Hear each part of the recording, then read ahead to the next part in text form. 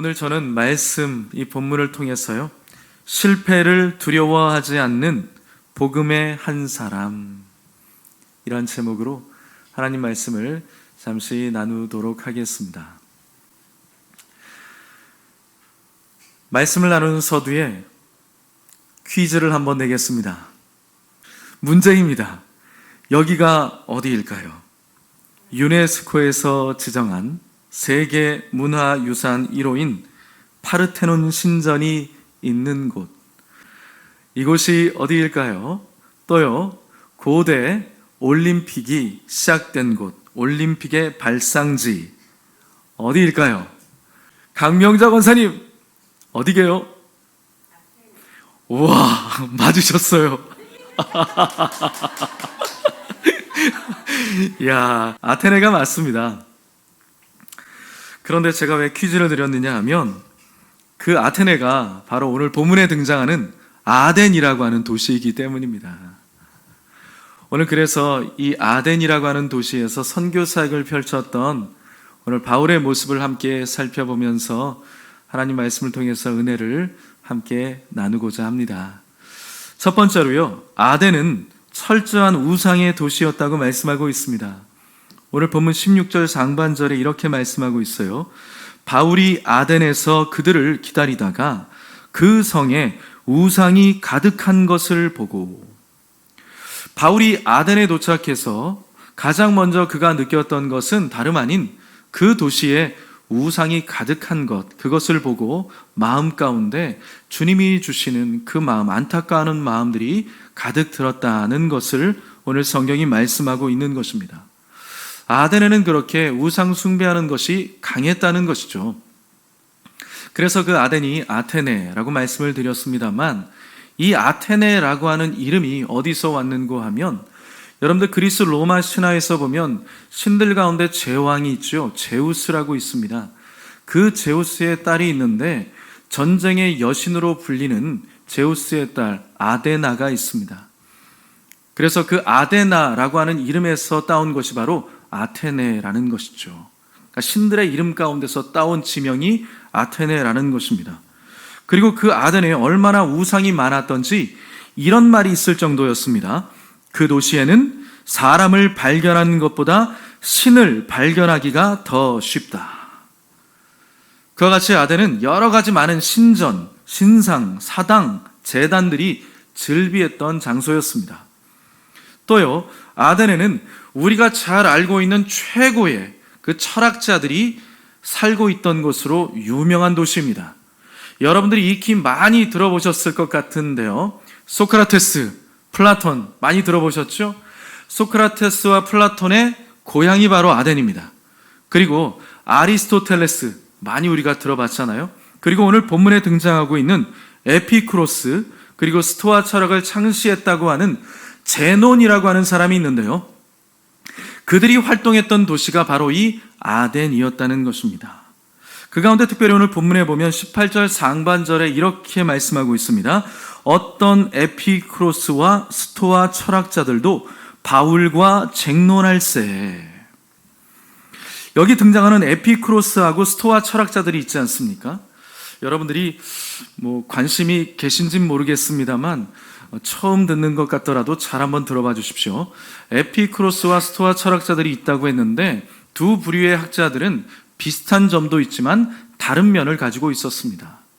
먼저 에피쿠로스 철학자들은요, 신들이 존재한다고 주장을 했습니다.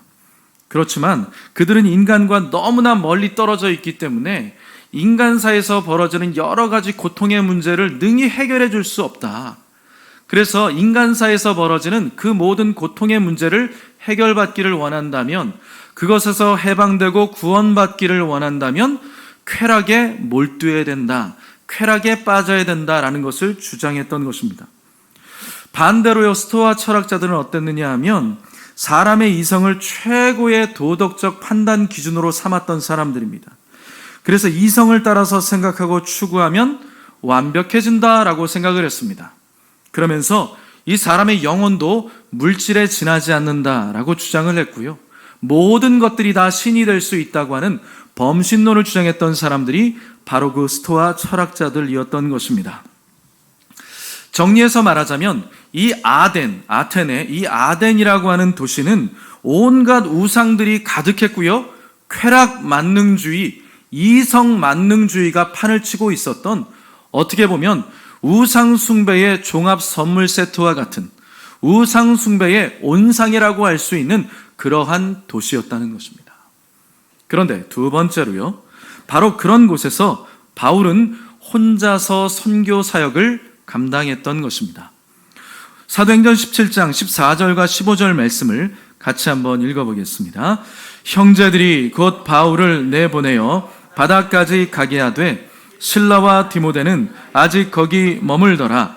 바울을 인도하는 사람들이 그를 데리고 아덴까지 이르러 그에게서 실라와 디모데를 자기에게로 속히 오게 하라는 명령을 받고 떠나니라. 아멘.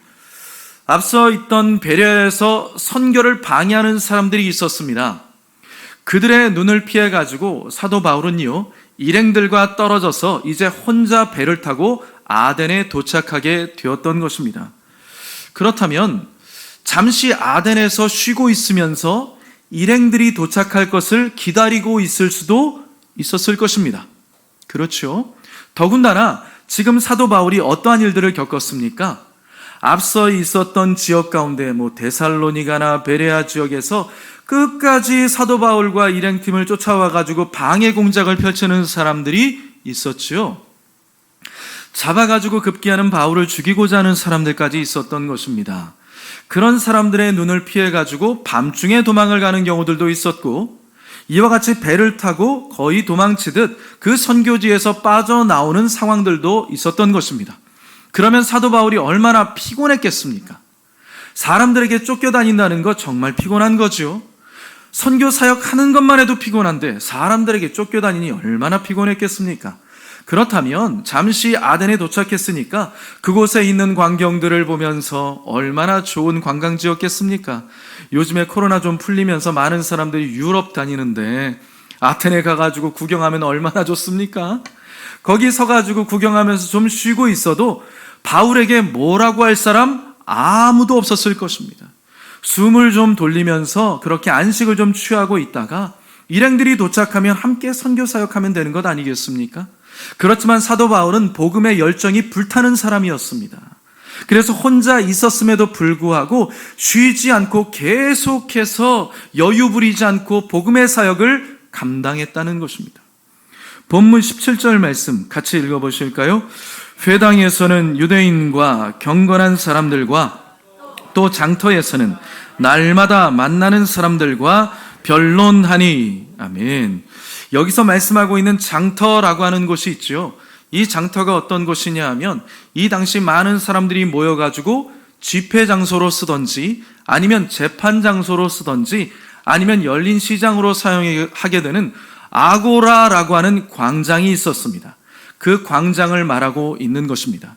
그러니까 사도 바울은 유대인들에게는 회당에 들어가 가지고 날마다 하나님의 말씀을 가르치고 이방인들을 상대로 해가지고는 아고라라고 하는 광장에 나아가서 그들에게 쉼 없이 주의 복음을 증거하면서 복음을 변론했다라는 것입니다. 그렇다면 쉬지 않고 열심히 했으니까 좋은 결과가 나와야 하겠지요. 그런데 과연 어떤 결과가 나왔을까요? 안타깝게도 비록 혼자였음에도 불구하고 열심히 쉬지 않고 복음의 말씀을 증거했는데 결국 돌아온 것은 18절에 말씀하는 것처럼 이 말쟁이가 무슨 말을 하고자 하느냐라고 하는 냉소적인 말이 돌아왔던 것입니다. 여기서 말쟁이라고 그들이 이야기를 했는데 이 말쟁이라는 것은 굉장히 듣기 거북한 이야기를 한 것입니다. 어떤 내용이냐 하면 이런 뜻을 가지고 있습니다. 말쟁이라고 하는 뜻은요, 시궁창 속에서 음식 찌끄러기를 주워 먹는 사람처럼 별 볼 일 없는 지식을 짜집기 해가지고 전파하는 삼류 지식인이다, 이렇게 말을 했다는 것이죠. 그러니 얼마나 기분이 나빴겠습니까? 게다가 이 아덴의 사역을 마지막에 마무리하는 지점에서 오늘 본문이 그 사역이 어떻게 마무리되었는지를 이렇게 정리를 하고 있습니다. 본문 33절, 34절 같이 읽어보겠습니다. 이에 바울이 그들 가운데서 떠나매 몇 사람이 그를 가까이하여 믿으니 그 중에는 아레오바고 관리 디오누시오와 다말이라 하는 여자와 또 다른 사람들도 있었더라. 아멘. 어떻습니까? 앞부분에서는, 앞에 있는 선교지에서는 여러 많은 사람들이 주께로 돌아오고 여러 가지 기적들이 일어나고 하나님께서 함께 하시는 선교의 현장 가운데 귀한 열매들을 보고 마지막에 가서 교회까지 세우는 그러한 일들이 있었지요. 그런데 지금 마지막에 정리하면서 뭐라고 하죠? 단 몇 명만이, 몇 안 되는 사람들만이 복음을 받아들였다라고 이렇게 말씀을 하고 있습니다. 여러분, 바울은 외롭게 사역을 했던 것이죠. 혼자 사역을 했던 것입니다. 거기다가 정말 마음에 상처가 되는 인격 모독적인 말까지 들어야 했던 것입니다. 그런데다가 이전의 선교지와 비교했을 때 너무나 초라한 사역의 성적표를 받아들여야 했던 것입니다. 그래서 많은 사람들이 이 바울의 아덴 선교를 이야기할 때 바울의 아덴 선교는 앞서 있었던 선교와 다르게 너무나 철저하게 실패한 선교였다, 이렇게 정리를 하는 사람들이 있습니다. 그러면서 그가 실패한 원인이 무엇일까? 사람들이 그렇게 이야기를 하는데 실패한 원인으로 그것을 이야기합니다. 우리가 읽지는 않았습니다만 나중에 여러분들이 댁에 가서 시간이 계시면 오늘 본문을 처음부터 잘 한번 읽어보시면 좋을 것 같은데요, 그의 아덴 설교가 담겨져 있습니다. 그가 아덴에서 했던 설교를 잘 살펴보면 다른 것이 아니라 지적인 사람들에게, 무엇인가 좀 많이 알고 있는 사람들에게 접근하는 방식으로 그가 설교를 시작했다는 것입니다. 그래서 진실로 하나님이 원하시는 복음의 본질에 대해서 이야기하지 않고 지적인 사람들에게 다가갈 수 있는 부분으로 이야기를 하면서 설교를 했기 때문에, 그리고 더군다나 그의 설교의 본문에 보게 되면 특별히 예수님의 죽음과 십자가라고 하는 단어들이 등장을 하지를 않는 것을 볼 수 있다. 그렇기 때문에 제대로 된 복음을 사도 바울이 전하지 않았기 때문에 그의 아덴 설교가 잘못된 것이었고 그 선교가 실패한 것이다, 이렇게 이야기를 하는 사람들이 있습니다. 물론 일정 부분 맞는 말이기도 합니다만 제가 봤을 때는요, 저는 거기에 동의하지 않습니다. 결코 저는 사도 바울이 실패했다고 생각하지 않습니다. 왜냐하면 여러분, 사도 바울이 아무리 열정적으로 열심을 내어가지고 복음을 전한다고 해도요, 그것을 받아들이는 사람들이 그것을 제대로 받아들이지 않고 제대로 반응하지 않는다면 아무 소용이 없는 것 아니겠습니까? 아무리 열심히 주의 복음을 전하고 하나님의 말씀을 전한다고 해도 앉아서 듣는 사람들이 다른 생각을 하고 있고 자신들의 생각으로 가득하여서 그 말씀을 온전히 받는 것이 아니라 오히려 판단하고 있고 자기의 잣대로 재고 있다면 그 말씀이 과연 그 사람에게 소용이 있겠습니까? 하나님께서, 예수님께서 4가지 밭의 비유를 하셨잖아요. 그렇죠? 그 4가지 밭의 비유 가운데 오직 마음밭이 옥토인 사람에게서 좋은 열매들이 나게 되는 것을 볼 수 있는 것 아니겠습니까? 그러니까 확률적으로 따진다면 꼭 그렇지만은 않지만 확률적으로 따진다 그러면 100명의 사람들 가운데 하나님의 말씀을 들었을 때 온전히 반응해서 그 열매가 드러나게 되는 사람은 25%에 지나지 않는다는 것입니다. 우리는 그러지 않았으면 좋겠습니다만 여기서 함께 예배를 듣고 온라인을 통해서 예배를 듣는 분들 가운데 정말 모두의 마음이 옥토와 같이 그렇게 변화되어져서 하나님의 말씀이 온전히 떨어지고 그래서 나중에 열매를 맺는 신앙이 되었으면 좋겠습니다만 그렇지 못한 사람들도 있는 것 아니겠습니까? 이 아덴에서도 마찬가지였다는 것입니다. 아무리 바울이 이 복음에 대해서 명석한 생각을 가지고 있고 분명한 마음을 가지고 있고 복음을 분명히 통찰해서 그들에게 증거하고 있지만 그 말씀을 받아들이고 반응하는 사람들이 제대로 반응하지를 못한다면 아무 소용이 없는 것이죠. 그런데 아덴 사람들이 그렇게 반응을 했다는 것입니다. 제대로 반응을 하지를 못했다는 것이죠. 심지어는 바울을 향해서 말쟁이다, 이렇게 이야기를 했다는 것입니다. 그리고요, 본문 21절에 보시면 이렇게 말씀합니다. 같이 한번 읽어보겠습니다. 모든 아덴 사람과 거기서 나그네 된 외국인들이 가장 새로운 것을 말하고 듣는 것 이외에는 달리 시간을 쓰지 않음이더라. 어떻습니까? 그러니까 지금 이들은 복음의 말씀을 바울로부터 듣게 되었는데 그것을 그저 새로운 지식 정도로 받아들이고 있다는 것입니다. 그냥 지식으로 알고 있다는 거예요. 하나님의 말씀을 들었는데, 생명의 복음을 들었는데 그것을 고작 새로운 어떤 지식의 종류가 있나 보다, 내가 한번 귀 기울여 들어봐야지 라고 하면서 나중에 들어봤더니 자기 생각에 별로 시큰둥한 겁니다. 별로 와닿지 않는 거예요. 그러니까 바울을 향해서 저거 별것 아닌 거 가지고 전파하고 있네, 말쟁이다, 이렇게 일갈하고 말았다는 것입니다. 실제로요, 지금도 신학교에서 신학을 가르치고 있는 교수님들이 많이 계신데 그 교수님들 가운데 일부 어떤 교수님들은 예수님을 믿지 않는 사람들이 있습니다. 예수님을 영접하지도 않은 사람들이 신학교에서 신학 가르치고 있는 사람들이 있습니다. 기도하지 않는 사람들이 신학교에서 신학을 가르치고 있는 교수님들이 있습니다. 심지어는요, 주일날 교회에 나오지도 않으면서 학생들에게 신학을 가르치는 사람들이 있습니다. 놀랍지요? 그런 사람들이 실제로 있어요. 하나님의 말씀을 그저 학문적으로 이해하고 생명의 복음으로 받아들이지를 못하고 있는 것입니다. 그러니 여러분, 소위 신학을 가르치고 있다고 하는 신학자들도 그러한데 교회 안에서 믿음 생활하고 있는 성도들 가운데는 그런 사람들 과연 없을까요? 요즘 교회 다니는 사람들 보면 정말 유명한 명설교자들 많이 계시지 않습니까? 그분들 설교 참 많이 요즘 사람들이 듣습니다. 유튜브를 통해서, 여러 가지 홈페이지를 통해서, 방송 등을 통해서, TV나 라디오를 통해서 유명한 설교자들 설교 많이 들을 수 있지 않습니까? 그렇게 좋은 설교들을 많이 듣고, 그리고 성경에 대해서 많은 지식들을 섭렵하고 있는 요즘 그리스도인들입니다. 그런데 희한하지 않습니까? 그렇게 좋은 말씀들을 많이 듣고 있고 성경에 대해서 이전보다 더 많은 지식들을 소유하게 된 그리스도인들이 차고 넘치고 있는데 왜 이 세상은 변화되지 않는 것일까요? 왜 이 세상은 바뀌지 않고 오히려 더 악이 횡행하는 것일까요? 왜 교회는 세상 사람들에게 계속해서 손가락질을 당하고 있는 것일까요? 그 이유는요, 디모데후서 3장에 말씀하시는 것처럼 경건의 모양은 있지만 경건의 능력이 사라져 버렸기 때문인 것입니다. 사람들이 지식은 많이 있어요. 아는 것은 많아요. 말은 잘합니다. 하지만 실천하지는 않습니다. 하나님의 말씀이 내게 들려와서 내 가슴에 부딪히고 내가 그 말씀을 이제 내 마음에, 내 삶에 표대로 삼아서 살아봐야겠노라, 그렇게 다짐하면서 살아갈 때 여러 가지 환난과 곤고와 어려움이 있지요.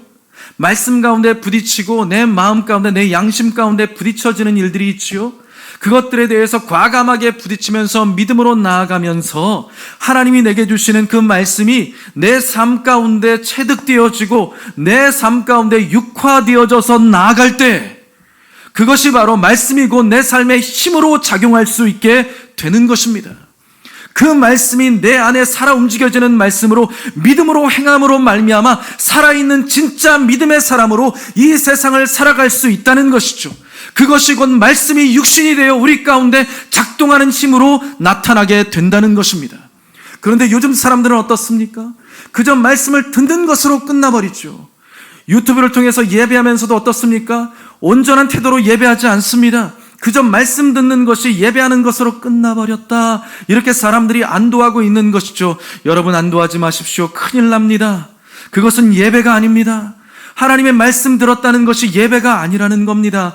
여러분, 우리가 하나님 앞에 예배하는 것은 온 우리의 삶을 통하여서 온 마음과 정성과 나의 뜻을 다하여서 하나님 앞에 온 시간들을 드리는 것, 나의 삶 전체를 드리는 것이 하나님이 기뻐하시는 거룩한 산제사가 될 수가 있는 것입니다. 로마서 12장의 말씀이죠. 너희 몸을, 너희 삶을 하나님이 기뻐하시는 거룩한 산 제물로 드려라. 단순히 유튜브에 그 방송 앞에 앉아가지고 하나님 말씀 듣는 것이 예배가 아닙니다. 혹시라도 그런 것으로 안도하고 있는 분들, 예배의 삶을 똑바로 살아가시기를 주의 이름으로 축복합니다. 주의 종으로서 분명히 말씀드립니다. 그거 예배 드리는 것 아닙니다. 물론 어쩔 수 없는 상황 가운데 위치한 사람들이 있죠. 그것 하나님이 중심을 보시고 아십니다. 그렇지만 그렇지 않은데도 불구하고 내 편리주의로 하나님 앞에 예배한다면 하나님이 그 예배를 받을 수가 없게 되는 것입니다. 우리의 삶 가운데 하나님의 말씀이 우리의 마음 가운데 녹아져서 그것이 우리의 삶 가운데 나타나야죠. 그것이 바로 진실로 살아있는 말씀이 내 안에서 작동하고 있다는 것입니다. 그런데 요즘 사람들 어떻습니까? 아는 것은 많지만 실천하는 능력이 너무나 부족한 것 같습니다. 그와 같이요, 그 아덴에는 듣기만 하고 실천하지 못하는 사람들이 많이 있었다는 것입니다. 그러니 과연 복음의 좋은 열매를 맺을 수가 있었겠습니까? 그럼에도 불구하고 바울은 포기하지 않고 계속 그 일을 해 나아갔던 것입니다. 왜냐하면 그 도시에 여전히 구원받아야 될 사람들이 있었기 때문인 것입니다. 단 몇 명일지라도 그들을 위해서 복음의 사역을 감당해 나아갔던 것이죠. 그래서 결국 많지는 않았지만 중요한 몇 명의 사람들이 주께로 돌아오고 복음을 받아들이게 되었다는 것입니다. 그래서 마지막 세 번째로요, 우리는 실패를 두려워하지 않는 복음의 한 사람이 돼야 하는 것입니다. 본문 32절, 33절 같이 한번 읽어보겠습니다. 그들이 죽은 자의 부활을 듣고 어떤 사람은 조롱도 하고 어떤 사람은 이 일에 대하여 내 말을 다시 듣겠다 하니 이에 바울이 그들 가운데서 떠나매. 아멘. 여기 보시면 바울이 죽은 자의 부활에 대해서 이야기했다라고 말씀하고 있지 않습니까? 그럼 여러분 한번 생각해 보십시오. 여기서 말씀하고 있는 죽은 자라는 것은 바로 예수 그리스도를 말씀하고 있는 것입니다. 예수 그리스도의 부활에 대해서 이야기를 한다. 여러분, 부활을 이야기하려면 무엇부터 이야기해야 될까요? 죽었던 자가 부활하는 것 아닙니까? 그러니까 사도 바울이 예수님의 부활에 대해서 이야기를 했다면 예수님의 죽음에 대해서 이야기할 수밖에 없는 것입니다. 죽은 자의 또 부활이라고 말씀하고 있잖아요. 죽음에 대해서 이야기할 수밖에 없고요. 그렇다면 예수가 왜 죽었느냐에 대해서 그들에게 설명할 수밖에 없는 것입니다. 그러니까 비록 오늘 본문에 보면 바울의 설교가 몇 구절밖에 나오고 있지는 않지만 그것 외에 수많은 이야기들을 그들과 함께 펼쳐 나아갔다는 것입니다. 더군다나 철학자들이 어떤 사람들입니까? 질문받는 것을 좋아하고 대답하기를 좋아하는 사람들이죠. 그렇게 무엇인가를 변론하고 이야기하기를 좋아하는 사람들인데 단 몇 마디만 주고받았을까요? 성경에 나오는 이거 읽어봐야 지금 뭐 2분이나 걸립니까? 1분이나 걸립니까? 요 정도만 지금 바울이 이야기했겠습니까? 또한 날마다 이야기를 했다고 했는데 그냥 한 번 이야기한 게 아니라 날마다 회당에서 이야기하고 아고라 광장에서 그렇게 하나님 말씀을 증거했는데 요 단 몇 마디만 이야기했을까요? 아닙니다. 무수히 많은 복음에 대한 내용들을 바울이 반드시 아마 이야기했을 것입니다. 다만 그 내용 가운데 나온 것이 바로 이 부분만 지금 나오고 있다는 것이죠. 그렇기 때문에 이 부분만 보면서 사도 바울이 다른 예수나 십자가에 대해서 말을 하지 않았다라고 하는 것은 이건 맞지 않는 말이 된다는 것이죠. 예수와 십자가라는 말이 등장하지 않았을지라도 바울은 무수히 많은 시간들이 있었기 때문에 그 시간들을 통해서 그리스도 예수의 복음을 정확하게 증거했다고 저는 생각합니다. 그래서요, 바울은 자기가 할 수 있는 모든 것들을 다 했기 때문에 미련 없이 그 땅을, 그 도시를 떠날 수가 있었던 것입니다. 그리고요, 우리가 주목해서 한 가지 봐야 할 것이 있습니다. 지금 서두에서 말씀을 드렸습니다만 아덴의 영적인 상황이 어떻습니까? 아덴의 영적 상황이 어떠냐 하면 앞에서 말씀드린 것처럼 아덴은요, 온갖 우상이 가득한 도시였습니다. 곳곳에 신상들이 세워져 있는 그런 도시였습니다. 아덴에서 일단 태어나기만 하면 태어났을 때부터 우상 숭배하는 것을 쉽게 접할 수 있는 그러한 도시였습니다. 그러니까 영적인 어두움이 짙게 깔려져 있는 도시가 바로 아덴이었다는 것입니다. 영적인 어둠이 깔려져 있고 은혜가 사라져버린 그곳에 하나님의 말씀이 제대로 과연 들려올 수 있을까요? 듣기가 참 힘들게 되는 것이죠. 여러분, 이스라엘 역사 가운데 사사들이 다스리고 있었던 시대가 있었습니다. 사사기 시대가 있었죠. 그런데 그 사사기 시대를 한마디로 정리하면 이렇게 정리하지 않습니까? 사람이 각각 그 소견에 옳은 대로 행하는 시대였다. 그러니까 하나님 없이도 살아가는, 사람들이 자기 멋대로 살아가는 시대가 바로 사사기 시대였다, 이렇게 말씀하고 있습니다. 마치 사람들이 쾌락 만능주의, 이성 만능주의에 빠져 있는 아덴, 이 도시 아덴과 똑같이 이 사사기 시대에도 사람들이 하나님 없이 살아갈 수 있다고 큰 소리치면서 그렇게 살아가고 있는 영적인 암흑기의 시대였다는 것입니다. 그러니 그런 사사기 시대에 하나님의 말씀이 잘 들려오지 않는 것은 너무나 자명한 사실 아니겠습니까? 사무엘상 3장 1절에 그 당시의 상황을 이렇게 말씀하고 있습니다. 같이 읽어보실까요? 이 사무엘이 엘리 앞에서 여호와를 섬길 때에는 여호와의 말씀이 희귀하여 이상이 흔히 보이지 않았더라. 아멘. 지금 사무엘의 시대는요, 아직 사사들의 시대가 끝나지 않은 시점입니다. 거의 이제 마렵이죠. 그리고 난 다음에 왕정시대가 시작되기 때문에 사사기의 마렵이라고 할 수가 있습니다. 그런데 사무엘이 다스리던, 사무엘이 태어난 그 시대가 어떤 시대였느냐? 하나님의 말씀이 희귀해서 잘 들리지 않았다, 이렇게 말씀을 하고 있는 것입니다. 영적인 어둠이 너무나 짙게 깔려서 사람들이 자기 멋대로 살아가는 시대였기 때문에 하나님을 중요하게 생각하지 않았던 시대였기 때문에 너무나 영적인 어둠이 짙게 깔려서 하나님의 말씀이 희귀해서 잘 들리지 않았던 시대였다는 것입니다. 심지어는요, 제사장이라고 하는 사람들이 영적으로 둔감해가지고 아이 사무엘에게 엘리 제사장이 그러잖아요. 야, 사무엘아, 하나님이 너한테 뭐라고 말씀하시던?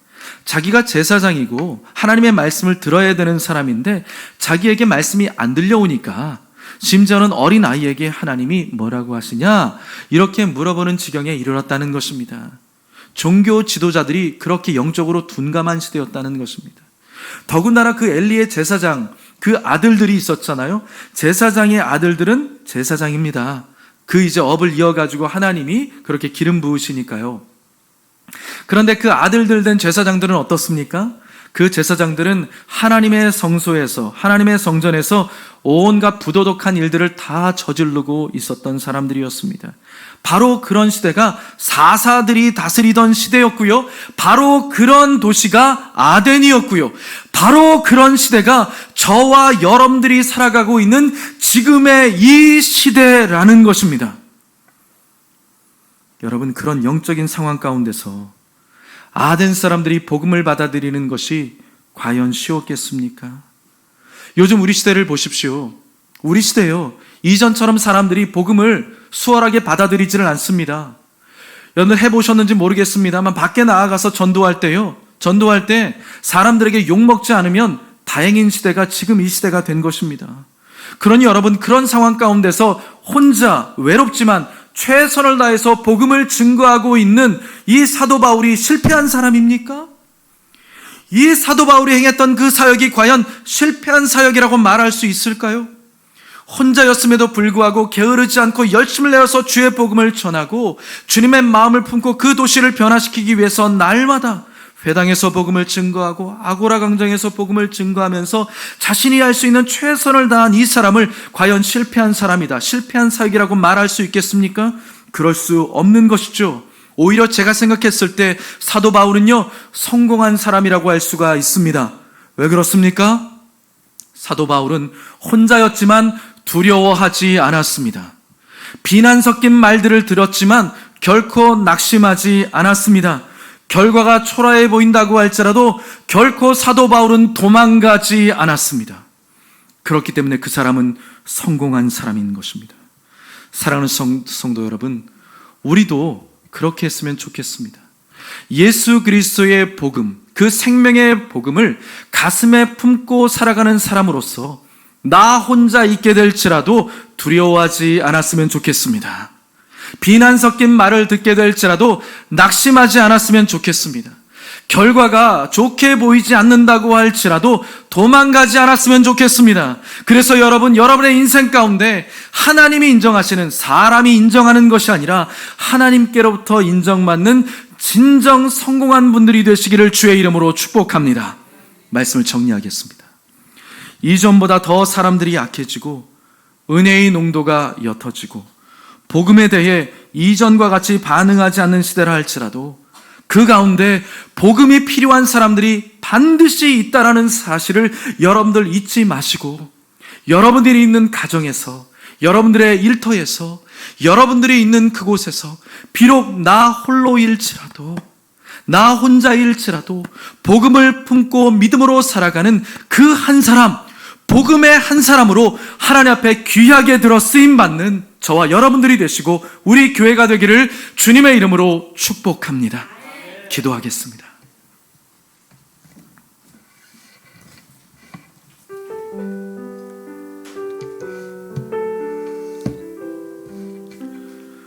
살아계신 하나님 아버지, 우리 모두는 누군가가 전해준 복음으로 말미암아 예수 그리스도를 믿게 된 사람들입니다.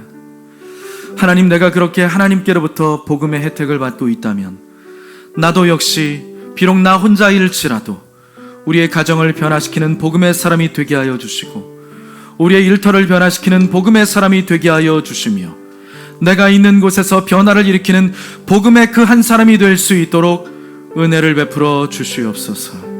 하나님, 보실 때 내가 과연 어떻게 삶을 살아가고 있는지를 잘 돌아볼 수 있도록 아버지 하나님 은혜를 베풀어 주셔서 주의 말씀이 나를 통하여서 열매를 맺을 수 있도록 함께하여 주시옵시며 하나님의 복음이 나를 통하여서 열매를 맺게 되는 아름다운 일들이 벌어질 수 있도록 하나님의 성령께서 함께하여 주시옵소서. 실패를 두려워하지 않는 복음의 한 사람으로서 우리가 당당하게 믿음으로 나아갈 수 있도록 저와 성도님들에게 새 힘을 더하여 주시옵소서. 예수님의 이름으로 간절히 축복하고 기도하옵나이다. 아멘.